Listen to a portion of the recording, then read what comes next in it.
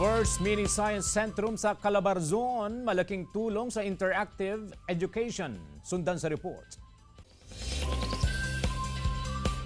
Mula sa sikat na Newton's Cradle, anti-gravity mirror, colored shadows, following faces, hanggang sa plasma sphere. Yan at iba pa ang tampok sa kabubukas lang na Mini Science Centrum sa Polillo, Quezon. Nakapag-ikot ka na, dagdag kaalaman pa. May lawak na 150 square meters ang itinuturing na kauna-unahang Science Centrum sa Calabarzon Region sa loob ng Polillo Central Elementary School. Magkatuwang ng Department of Science and Technology o DOST Calabarzon, katuwang ang Philippine Foundation for Science and Technology, DepEd at Polillo LGU para mas mailapit ang interactive exhibit sa mga estudyanteng nasa malalayong lugar.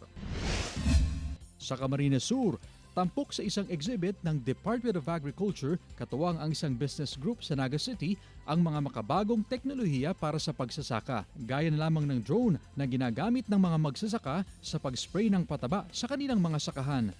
Nagpapakita lamang daw ito na bukas ang sektor ng agrikultura sa mga makabagong teknolohiya na makakatulong hindi lamang sa kanilang trabaho kundi baging sa mas mataas na produksyon. Chris Zuniga para sa Mornings with Jimmy, Regional TV.